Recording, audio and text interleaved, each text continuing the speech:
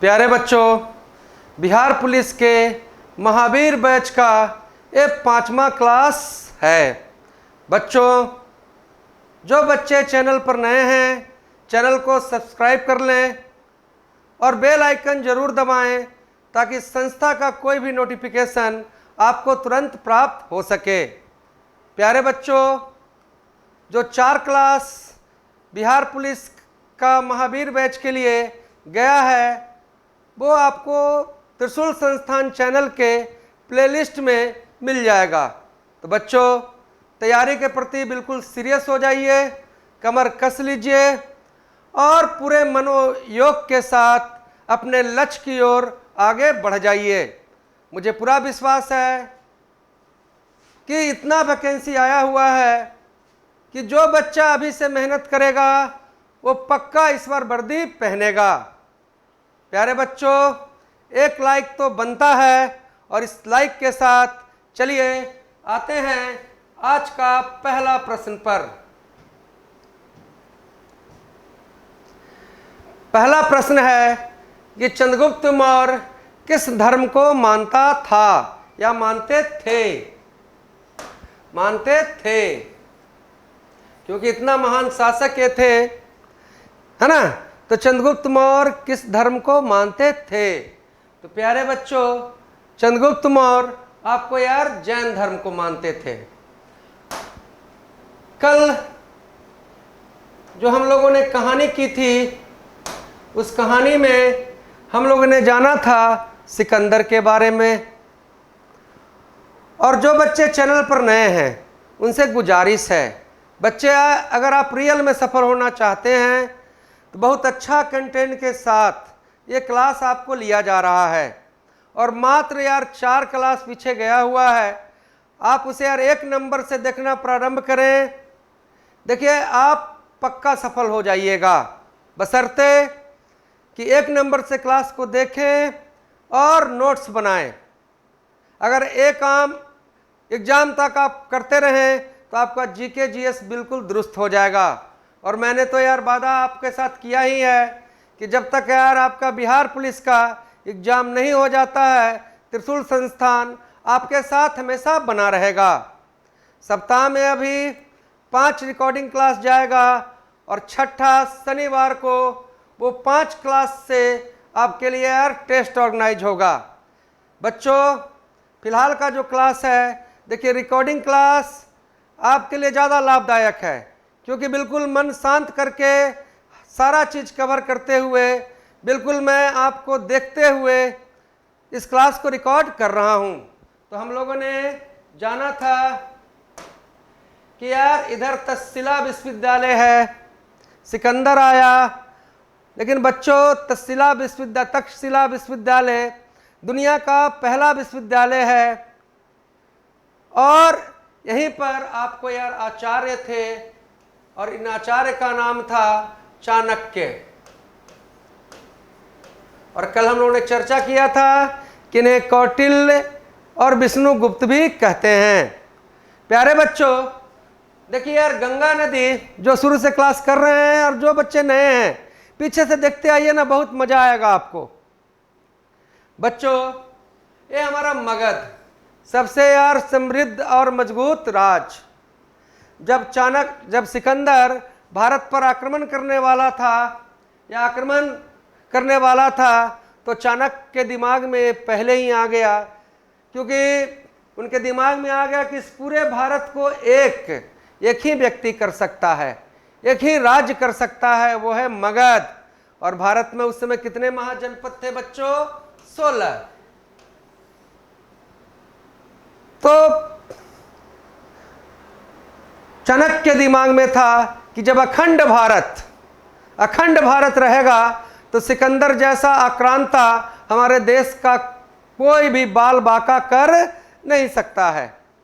इसी उद्देश्य के साथ आपको चाणक्य मगध पहुंचे और मगध में उस समय नंद वंश का शासक कौन था? तो घनानंद। और घनानंद ने चाणक्य जो उस समय बड़े ही विद्वान थे, बड़े ही प्रखर थे, उनके साथ अभद्रता किया, बेइज्जती की। उसी समय चाणक्य अपने दिमाग में एक चीज को बैठा लिए कि ये राजा बनने लायक व्यक्ति नहीं है, हमें अब भारत देश के लिए एक ऐसा राजा चाहिए जो अखंड भारत पर राज कर सके और वो गरीब के घर से आना चाहिए। तो चाणक्य ने एक शिष्य को चुना और उनका शिष्य का नाम था चंद्रगुप्त मौर्य। उनके शिष्य का नाम आपको क्या था? चंद्रगुप्त मौर्य। प्यारे बच्चों, चंद्रगुप्त मौर्य को चाणक्य अपने साथ तक्षशिला लेके गए, उन्हें यार शिक्षित किया और अखंड भारत पर राज करने योग्य बनाया। और चंद्रगुप्त मौर्य बहुत ही गरीब फैमिली से थे। इनकी माता का नाम, चंद्रगुप्त मौर्य की माता का नाम आपका मुर्रा था।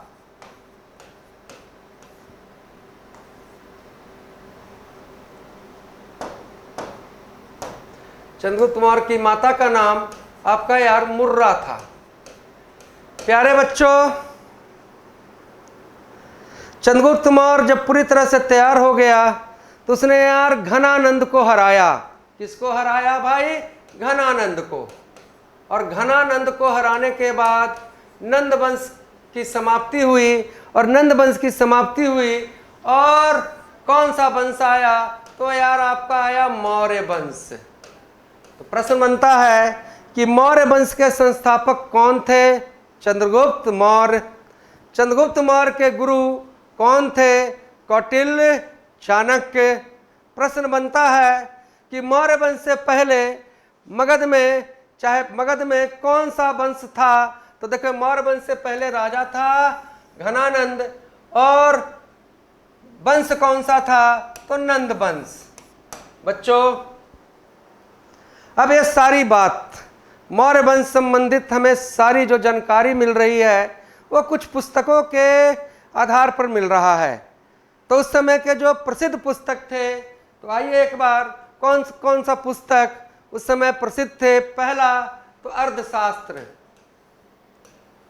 पहला पुस्तक अर्थशास्त्र। और बच्चों, इस अर्थशास्त्र पुस्तक के रचयिता आपको कौन थे? तो चाणक्य। भैया, अर्थशास्त्र जो एक पुस्तक है बच्चों, अर्थशास्त्र जो एक पुस्तक है, ये राजनीति शास्त्र से संबंधित है। अर्थशास्त्र मतलब होता है इकोनॉमिक्स, है ना जी। लेकिन ये संबंधित किससे है? राजनीति शास्त्र से। राजनीति शास्त्र से। और बच्चों, अर्थशास्त्र राजनीति शास्त्र का बड़ा ही जबरदस्त पुस्तक है। उसी तरह से राजनीति शास्त्र का दुनिया लेवल पर एक पुस्तक है जिसका नाम है प्रिंस। और प्रिंस को लिखने वाले थे मैकियावेली। मैकियावेली प्रिंस के रचयिता थे मैकियावेली। तो प्रिंस भी राजनीति शास्त्र से संबंधित पुस्तक, और अर्थशास्त्र चाणक्य का अर्थशास्त्र भी राजनीति शास्त्र से संबंधित पुस्तक। तो बच्चों, मैकियावेली के नाम से ही चाणक्य का उपनाम,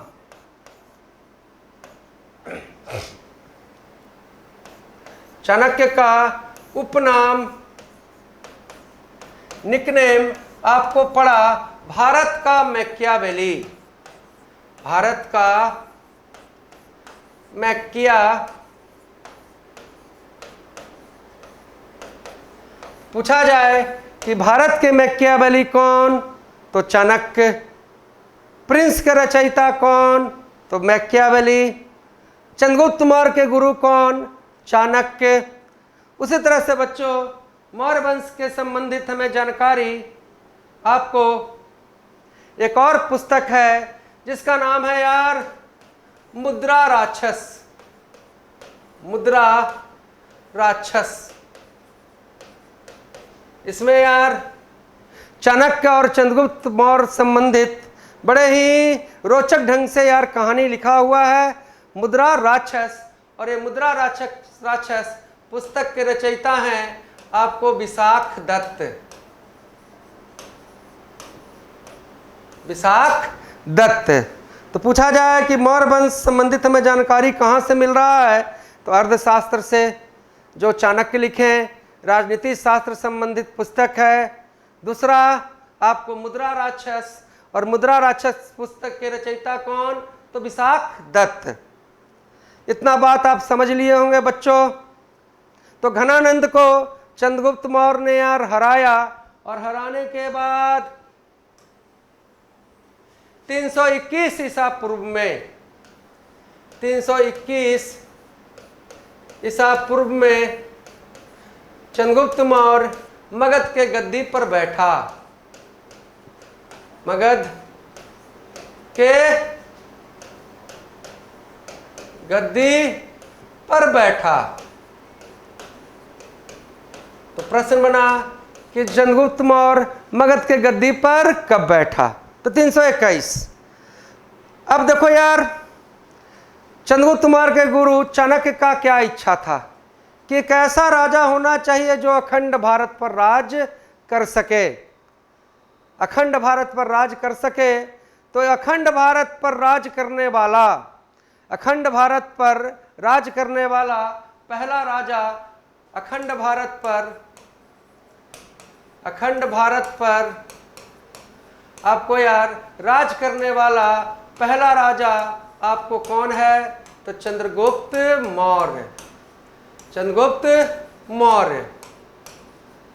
प्यारे बच्चों, चंद्रगुप्त मौर्य संबंधित हमें यार कुछ जानकारी एक विशेष शिलालेख से भी मिलता है। शिलालेख में माफिया थे अशोक, लेकिन चंद्रगुप्त मौर्य संबंधित एक शिलालेख है, और ये इम्पोर्टेंट है, आप इसे जरूर नोट करेंगे। और वो शिलालेख है आपको, उस शिलालेख का नाम है रुद्रदामन। रुद्रदामन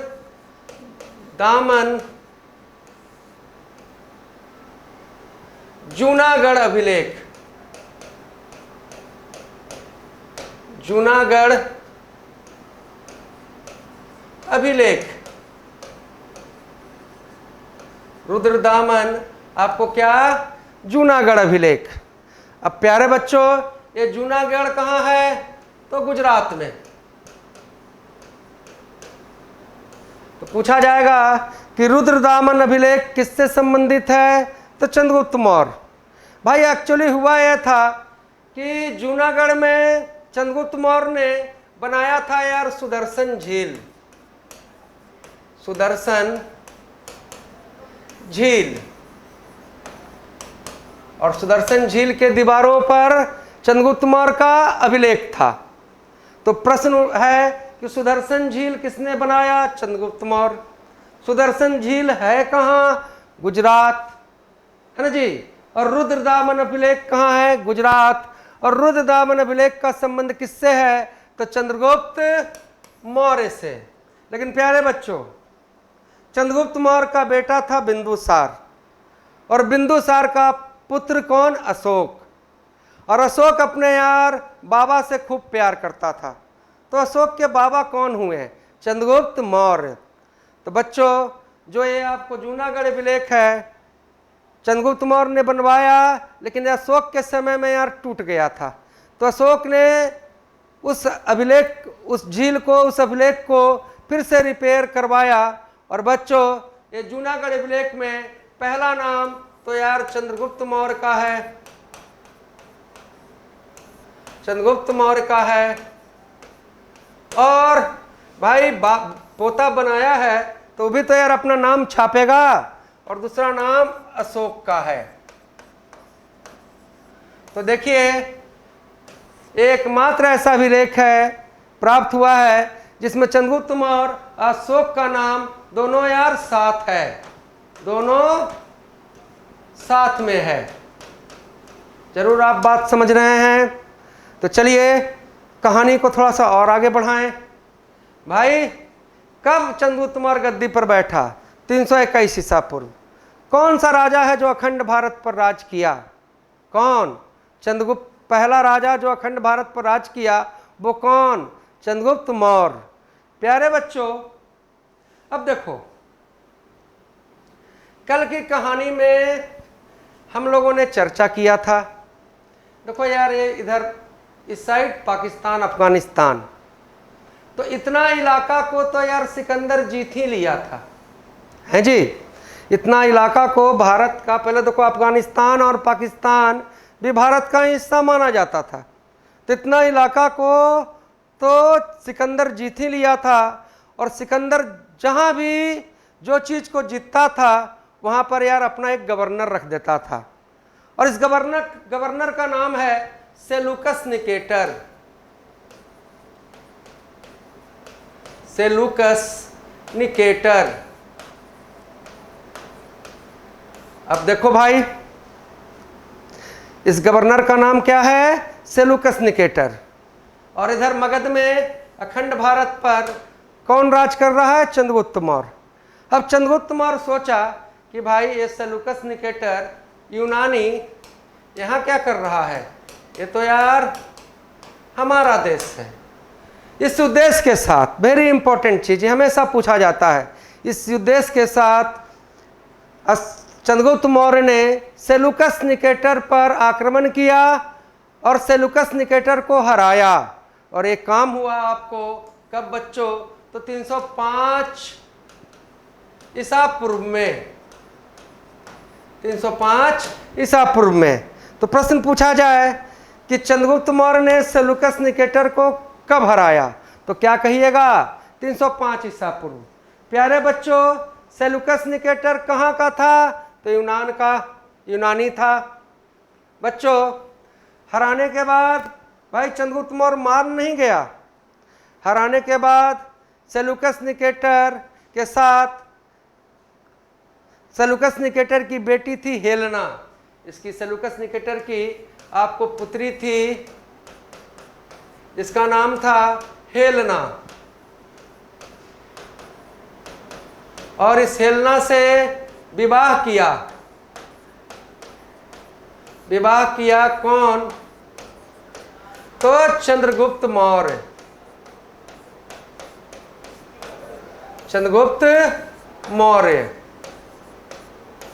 बच्चों, अब शादी ब्याह में, शादी तो कर लिया, अब शादी किया तो यार दहेज भी लिया, है ना जी। ऐसे नहीं किया, दहेज लिया। और दहेज में जो इलाका था इसमें यार 4 पार्ट में बटा था आपका यार हेरात, कंधार, हेरात, कंधार, काबुल। मतलब कि जो इलाका पर सेलूकस निकेटर का कब्जा था, इसको यार चंद्रगुप्त मौर्य ने यार दहेज के रूप में लिया। दहेज में मिला किसको? चंद्रगुप्त मौर्य को। प्यारे बच्चों, कहानी यहाँ तक तो समझ में आ रही होगी। भाई मौर्य वंश के संस्थापक चंद्रगुप्त मौर्य। चंद्रगुप्त मौर्य के गुरु कौटिल्य चाणक्य। Very good. कौटिल्य चाणक्य कहाँ पढ़ाते थे? तक्षशिला विश्वविद्यालय में। अर्थशास्त्र के रचयिता कौटिल्य चाणक्य। भारत का मैकियावेली कौटिल्य चाणक्य। प्रिंस के रचयिता मैकियावेली।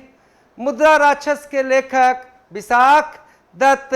और यूनानी सेलूकस निकेटर को हराने वाला चंद्रगुप्त मौर्य। और चंद्रगुप्त मौर्य का जो अभिलेख है, जिसमें अशोक का भी नाम है, रुद्रदामन अभिलेख, जूनागढ़ गुजरात। और वहाँ पर चंद्रगुप्त मौर्य ने कौन सा झील बनाया?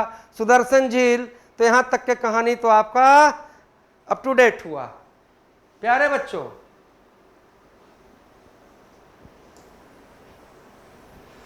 चंद्रगुप्त मौर्य के शासनकाल में, चंद्रगुप्त मौर्य के शासनकाल में आपको यार आया भारत में कौन? मेगास्थनीज।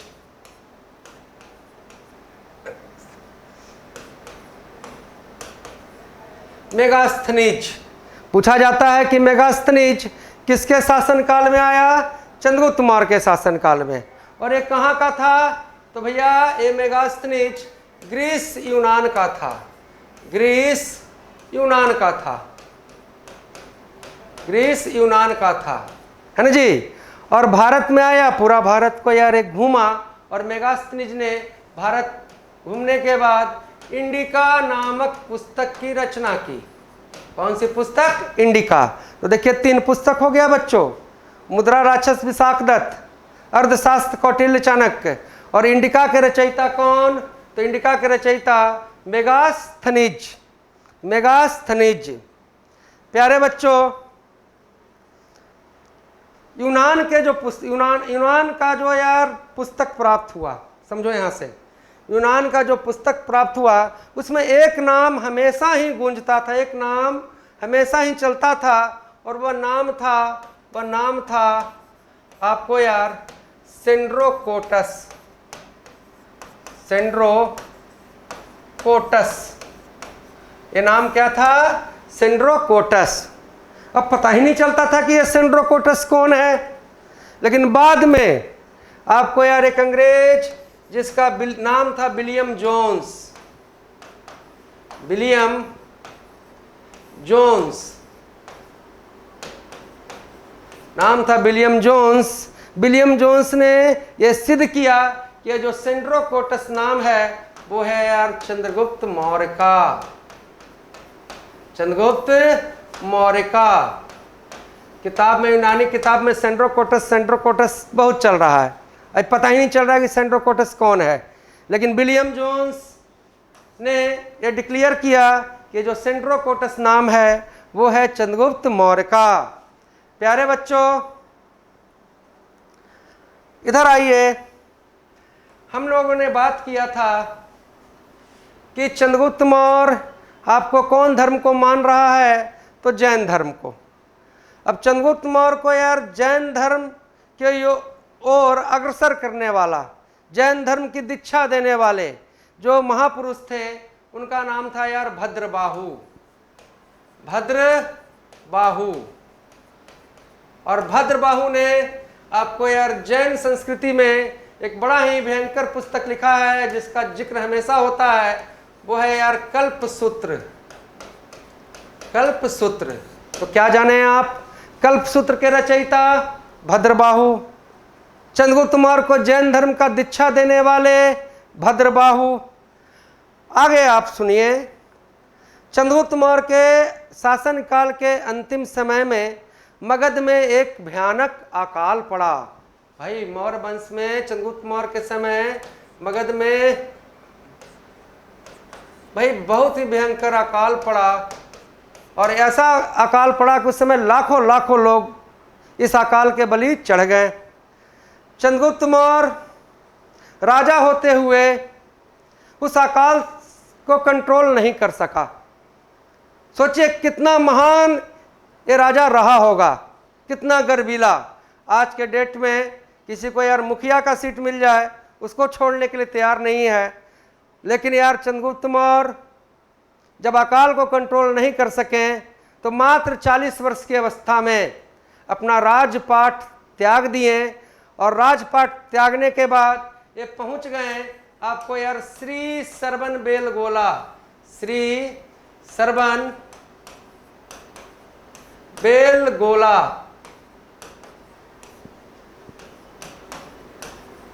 और यहां पर 298 ईसा पूर्व में एक हो जाता है यार कि भाई कोई आदमी मर गया गम में, कूद गया पहाड़ से, आसान चीज है। श्री सरबन बेलगोला में आपको यार समाधि लगा के बैठ गए चंद्रगुप्त मौर्य, और प्रण लिए कि ये समाधि तब तक चलेगा जब तक मैं मृत्यु को प्राप्त न हो सकूं। तो बच्चों, श्री सरबन बेलगोला जो कि आपको कर्नाटक में है, यहाँ पर चंद्रगुप्त मौर्य की मृत्यु 298 ईसा पूर्व में हुआ। तो आज हम लोग चंद्रगुप्त मौर्य के बारे में जाने, और क्या क्या जाने फिर से एक बार मैं दोहराता हूँ, और इन्हीं पॉइंट्स को आप नोट्स बनाइए। कहानी तो यार बहुत ज़्यादा है, लेकिन जो मोस्ट प्रोबेबली स्ट्राइक होने वाला चीज़ है उसको मैं कहानी के रूप में पिरोने का कोशिश करता हूँ। मौर्य वंश के संस्थापक चंद्रगुप्त मौर्य, चंद्रगुप्त मौर्य के गुरु कौटिल्य चाणक्य, कौटिल्य चाणक्य ने लिखा अर्थशास्त्र। मेगास्थनीज आया चंद्रगुप्त मौर्य के दरबार में, मेगास्थनीज ने लिखा इंडिका। भारत का मैकियावेली हम लोग कहते हैं चाणक्य को। प्यारे बच्चों, मुद्रा राक्षस के लेखक विशाखदत्त और चंद्रगुप्त मौर्य को कहा जाता था सेंड्रोकोटस। और चंद्रगुप्त मौर्य का अभिलेख रुद्रदामन अभिलेख जूनागढ़ याद रखना है, वहाँ पर झील बना सुदर्शन। ये एक ऐसा अभिलेख है जिसमें चंद्रगुप्त मौर्य का भी नाम है और बाद में उनका पोता अशोक ने रिपेयर करवाया तो उनका भी नाम है। प्यारे बच्चों, चंद्रगुप्त मौर्य के शासनकाल में मगध में भयानक अकाल पड़ा जिससे यार लाखों लोग हताहत हुए। चंद्रगुप्त मौर्य जैन धर्म को मानता था और जैन धर्म का दीक्षा चंद्रगुप्त मौर्य को दिया कौन? भद्रबाहु। और भद्रबाहु ने आपको पुस्तक कौन लिखा? कल्पसूत्र। और प्यारे बच्चों, एक कल्पसूत्र जो लिखा गया था वो संस्कृत में। चलिए, बिल्कुल मैं सीरीज के साथ सिलेबस को धीरे धीरे करके उठा रहा हूँ और जो बच्चे सीरियस होके इसके साथ बने रहेंगे वो पक्का डेवलप करेंगे। अगर आप अपने अंदर डेवलपमेंट चाहते हैं तो 1 से लेकर 5 तक शुरू से वीडियो आप देख के आइए, आप पूरी तरह से संतुष्ट हो जाइएगा। और ये जो कंटेंट है वो आपको बिहार पुलिस के लिए बिल्कुल परफेक्ट है। दूसरी बात बच्चों, मैंने तो प्रण कर लिया भाई कि नहीं, इन बच्चों का साथ देना है एग्ज़ाम तक। लेकिन यार आप भी थोड़ा सा चैनल को सपोर्ट कीजिए। इतना कंटेंट वाला क्लास कहाँ मिलेगा जिस एक क्लास में आपको यार हिस्ट्री भी होता है, ज्योग्राफी भी होता है, फिजिक्स केमिस्ट्री बायोलॉजी है ना, स्टैटिक जीके, सारे तरह करंट अफेयर, सब चीज़ का मज़ा आप लेते हैं और एग्ज़ाम तक ऐसा चलते चला गया। देखिए, मैं पूरा चीज़ इतने अच्छे से कवर करूँगा कि सबसे बेस्ट परफॉर्मेंस करके आप आएंगे। तो बच्चों, थोड़ा सा आप भी जोड़ लगाइए और इस चैनल को हर उस गरीब बच्चों तक पहुंचाइए, हमारी बहनों तक पहुंचाइए जो इससे यार लाभ ले सकें, ताकि हमारे अंदर भी मोटिवेशन रहे। आप अगर ऐसा कीजिएगा तो धीरे धीरे यार ये समय बढ़ते जाएगा और बिल्कुल आपको मंजिल तक पहुंचाऊंगा। आइए आगे आते हैं। जैन धर्म पूरा समझ गए, चंद्रगुप्त मौर्य को भी मोटा मोटी समझ गए।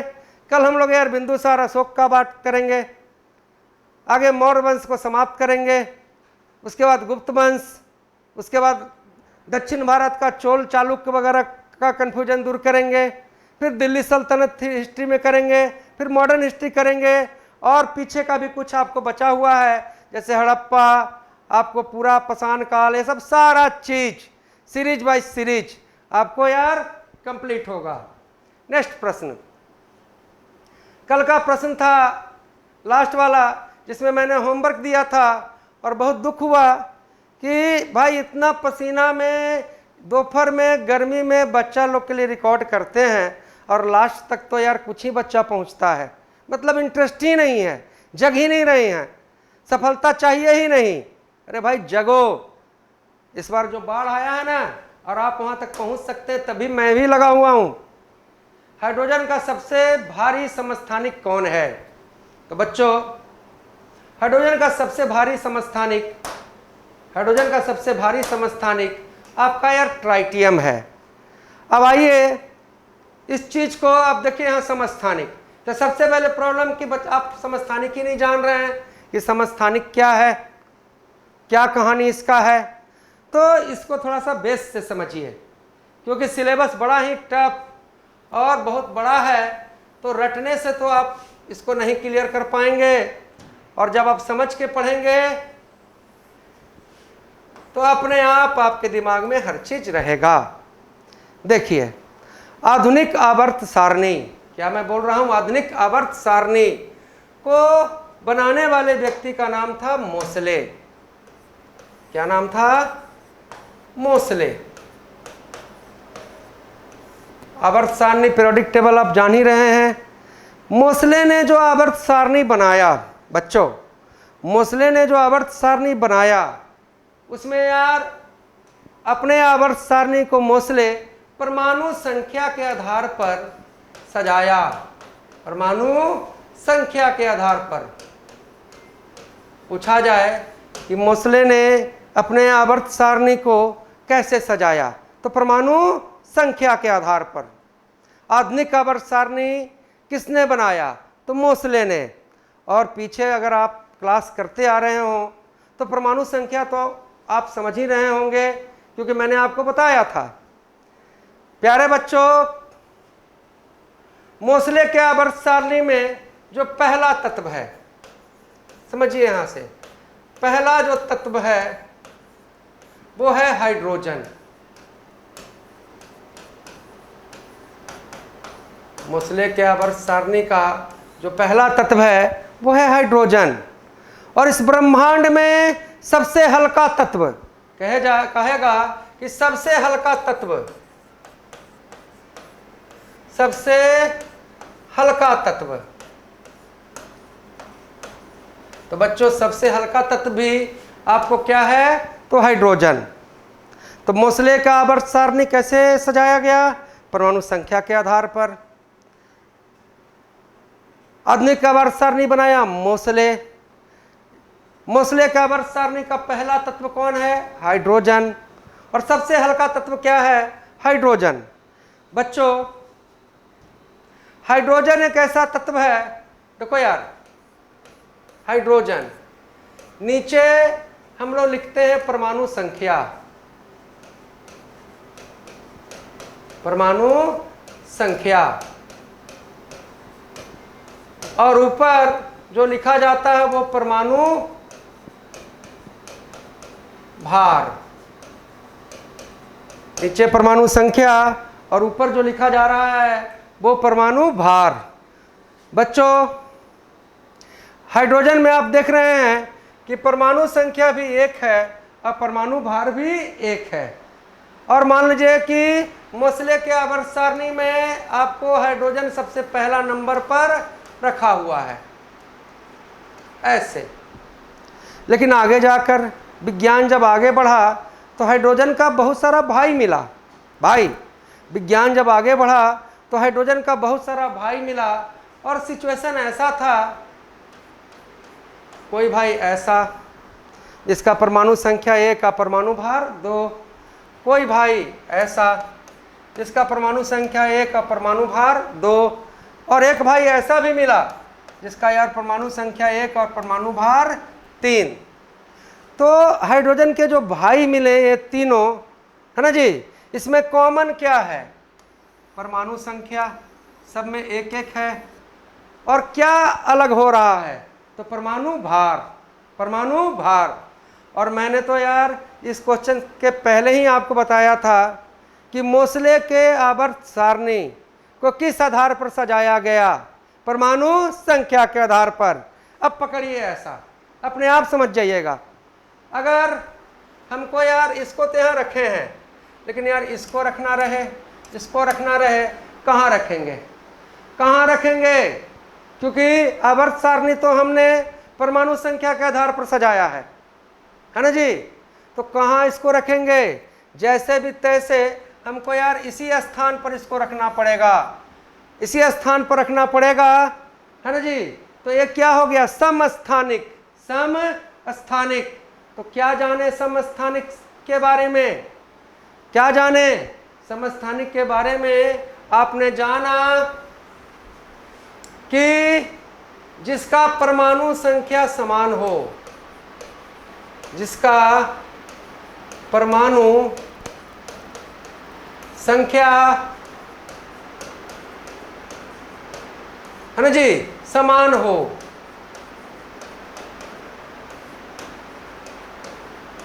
और परमाणु भार, परमाणु भार भिन्न हो, परमाणु भार भिन्न हो, हैं जी। प्यारे बच्चों, परमाणु संख्या मतलब क्या, परमाणु संख्या मतलब यार, परमाणु संख्या मतलब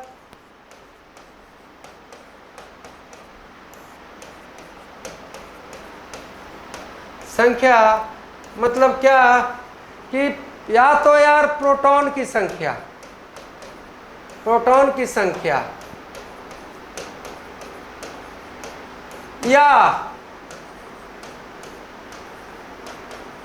इलेक्ट्रॉन की संख्या, या तो प्रोटॉन की संख्या या तो इलेक्ट्रॉन की संख्या। मतलब ये क्या चीज कह रहा है कि किसी भी परमाणु में जितना यार प्रोटॉन होगा, जितना प्रोटॉन होगा उतना ही इलेक्ट्रॉन होगा, जितना प्रोटॉन होगा उतना ही इलेक्ट्रॉन होगा। मुझे पूरा विश्वास है कि आप इस चीज़ को समझ रहे हैं। और प्यारे बच्चों सपोर्ट कीजिए यार, नहीं तो क्या है, एक दिन हम भी डिमोरलाइज होकर बैठ जाएंगे। ऑफलाइन में 7-8 घंटा पढ़ाने के बाद मैं ये रिकॉर्ड करता हूँ कि नहीं भाई, हमारे बच्चे हमारे साथ जुड़े और उन्हें मैं बेस्ट से बेस्ट कॉन्सेप्ट के साथ शानदार पढ़ाई दूँ। तो प्रोटॉन और इलेक्ट्रॉन की संख्या क्या होती है? बराबर। बच्चों परमाणु भार बराबर देखो क्या होता है, परमाणु भार बराबर आपको क्या होगा? तो यार प्रोटॉन अब plus neutron, proton plus neutron. अब देखिए यार, हाइड्रोजन के 3 आप समस्थानिक H1A, इसको हम कहते हैं प्रोटियम, इसे हम कहते हैं प्रोटियम। हाइड्रोजन का दूसरा समस्थानिक H12, इसे हम लोग कहते हैं ड्यूटेरियम। और प्यारे बच्चों हाइड्रोजन का तीसरा समस्थानिक, हाइड्रोजन के 3 समस्थानिक है, इसे हम कहते हैं क्या? ट्राइटियम।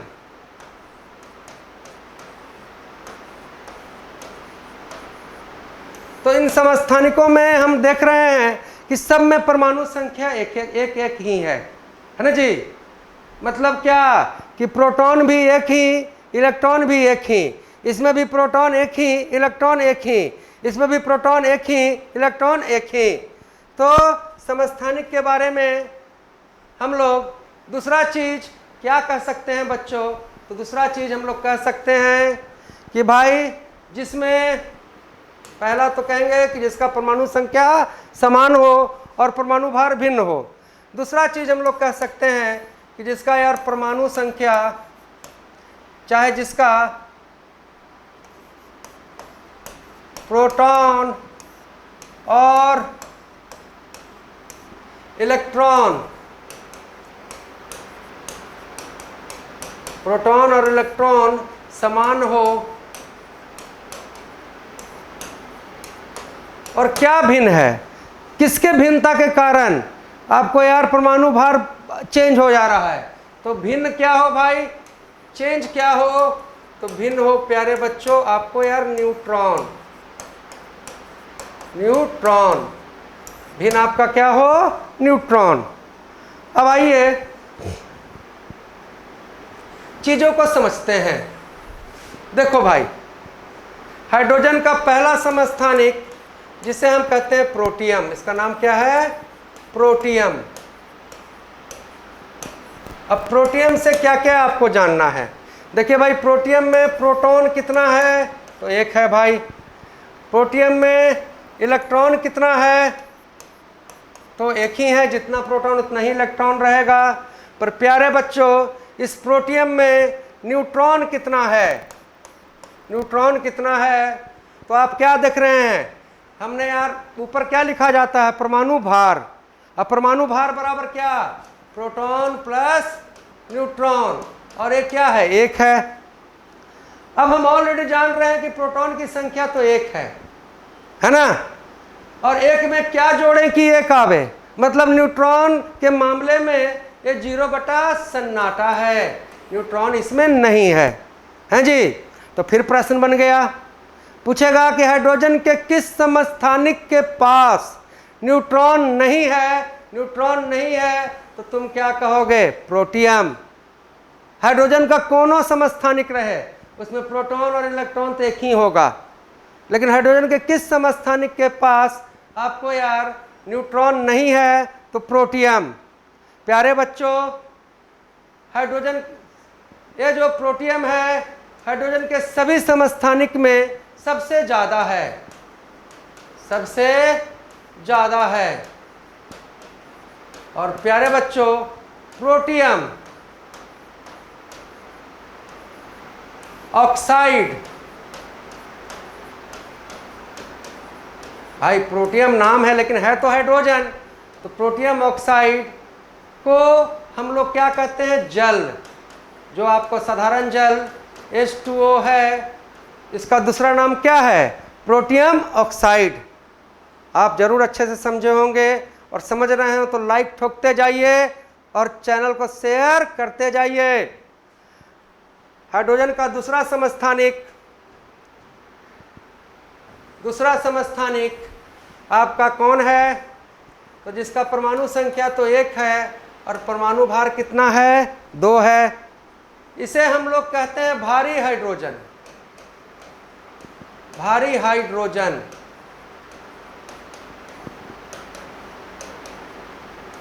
और इसे कहा जाता है ड्यूटेरियम। इसे हम कहते हैं ड्यूटेरियम। तो ड्यूटेरियम में क्या है? प्रोटॉन तो आपका एक ही, इलेक्ट्रॉन तो आपका यार एक ही, और न्यूट्रॉन भी कितना मेरे भाई? क्योंकि ये जो परमाणु भार है वो क्या है? Proton plus neutron.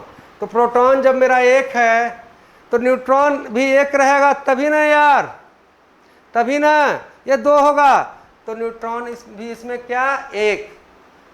प्यारे बच्चों, इसी के ऑक्साइड का, भारी हाइड्रोजन ड्यूटेरियम के ऑक्साइड को ही हम लोग यार D2O और भारी जल कहते हैं, भारी जल। और सभी बच्चे आप लोग जानते होंगे, नहीं जानते हैं तो लिख लीजिए। भारी जल का खोज HC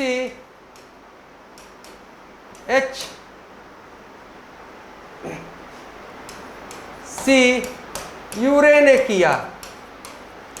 देखिए साधारण जल, जो आपको यार प्रोटियम ऑक्साइड साधारण जल, ये कितने डिग्री में उबलता है?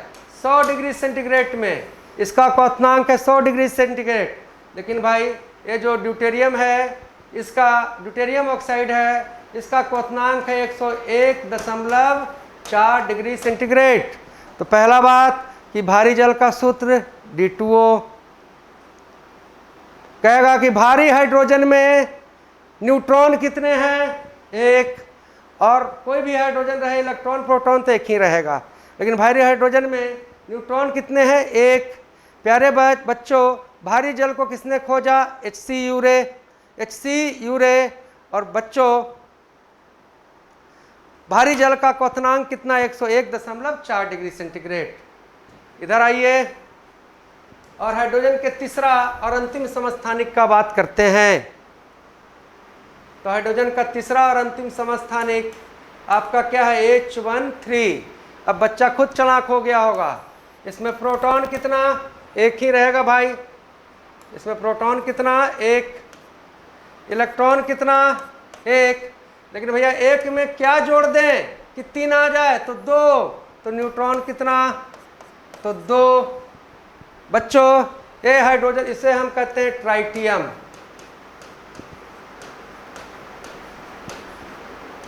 हाइड्रोजन का ये ऐसा समस्थानिक है जो सबसे कम है, सबसे कम पर सबसे भारी, सबसे कम पर सबसे भारी।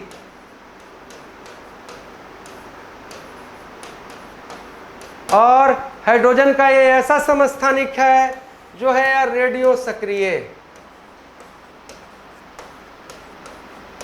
अब ये रेडियो सक्रिय क्या होता है, इसका चर्चा हम नेक्स्ट क्लास में करेंगे। मुझे पूरा विश्वास है कि आप समस्थानिक समझ गए होंगे, जिसका परमाणु संख्या समान और परमाणु भार भिन्न, जिसमें प्रोटॉन और इलेक्ट्रॉन की संख्या समान पर न्यूट्रॉन की संख्या भिन्न। और हाइड्रोजन के कितने समस्थानिक? 3। और एक लास्ट चीज़ आप जान जाइए कि दुनिया में जितने भी समस्थानिक हैं उसमें यार नाम, अलग से नाम आपको मिला है किसको? हाइड्रोजन को। हाइड्रोजन के समस्थानिक को प्रोटियम, ड्यूटेरियम, ट्राइटियम कह रहे हैं। लेकिन यार बाकी जो भी समस्थानिक है, मान लीजिए कि C6 12 और C14, ऐसे करके इसको कहते हैं C12 और C14, नाम नहीं है। यूरेनियम 92 235, यूरेनियम 92 238, अलग से नाम नहीं है।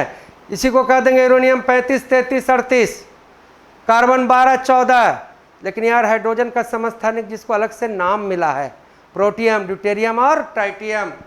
बच्चों आते हैं हम लोग अब नेक्स्ट प्रश्न की ओर। सफल होना है तो बिल्कुल शानदार तरीके से आप नोट्स बनाते जाइए, और क्लास अच्छा लगता हो तो कमेंट कीजिए, क्योंकि आपके कमेंट से पता चलता है कि आप कितना सीरियस हैं, बच्चे हमसे पढ़ रहे हैं कि नहीं। तो चलिए, अब इस संदर्भ में आपको कोई भी धोखा नहीं दे सकता है। इस कॉन्सेप्ट से 50 तरह से प्रश्न अगर पूछे वो सब प्रश्न को आप सॉल्व कर सकते हैं। आते हैं आज का तीसरा प्रश्न। तीसरा प्रश्न है बच्चों कि तुलसीदास के गुरु कौन थे? तुलसीदास के गुरु कौन थे? तो बच्चों तुलसीदास के, अब इसमें तो गुरु लिखा ही नहीं है। तुलसीदास के गुरु थे आपको यार नरहरि दास, नरहरि दास। अब देखो यार, गुरु और चेला वाला जो टॉपिक है इससे हमेशा प्रश्न रहता है। तो आज तक मैंने यार जितने जगह गुरु चेला वाला जो चीज़ देखा है वो सारा चीज़ आप नोट्स कर लीजिए। मुझे पूरा विश्वास है कि इसके अलावा आपसे पूछा नहीं जाएगा। तो आइए चलते हैं जरा गुरु शिष्य के दुनिया में। तो पहला कुछ चीज़ तो मैंने आपको बता भी रखा है, जैसे यार सिकंदर के गुरु कौन है? तो अरस्तु। देखो क्या है ना कि देखो PDF वगैरह लाने से थोड़ा सा मेरा कंसंट्रेशन भंग होता है। तो सिकंदर के गुरु कौन? अरस्तु। और बच्चों अरस्तु के गुरु, अरस्तु के जो गुरु हैं वो हैं यार प्लूटो। और कल हम लोगों ने चर्चा किया था प्लूटो के गुरु, प्लूटो के जो गुरु हैं वो हैं यार सुकरात। हम लोग का चर्चा में भी चीज़ आ चुका है कि यार चंद्रगुप्त मौर्य के गुरु, चंद्रगुप्त मौर्य के गुरु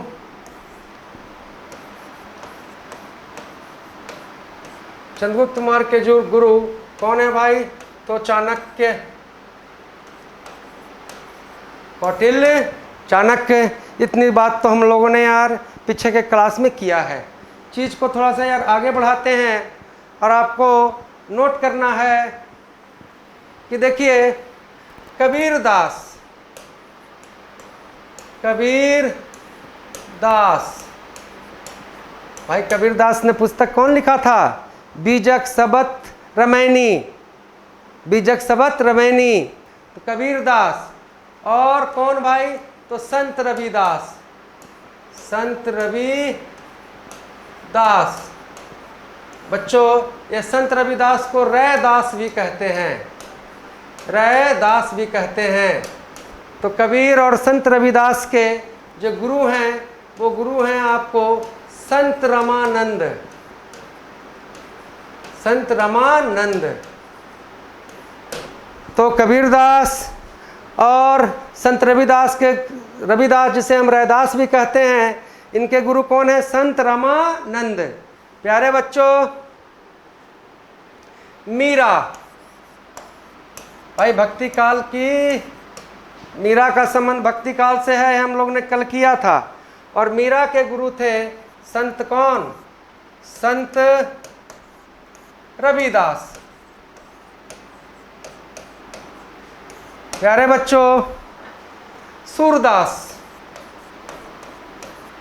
जिन्होंने यार सुर सागर और साहित्य लहरी लिखा, सूरदास के जो गुरु हैं वो हैं आपको वल्लभाचार्य।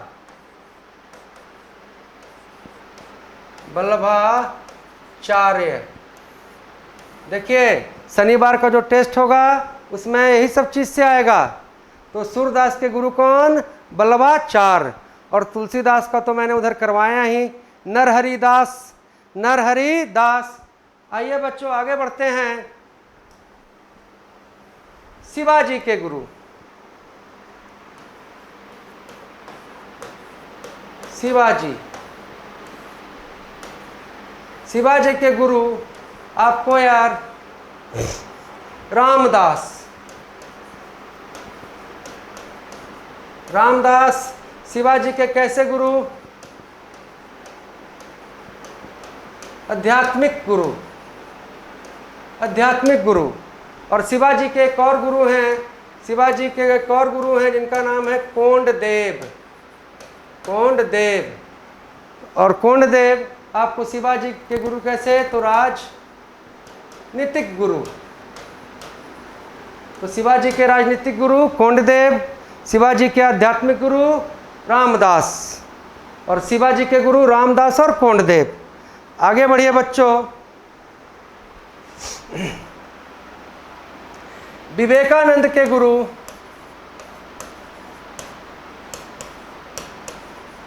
विवेकानंद के गुरु आपको थे रामकृष्ण परमहंस।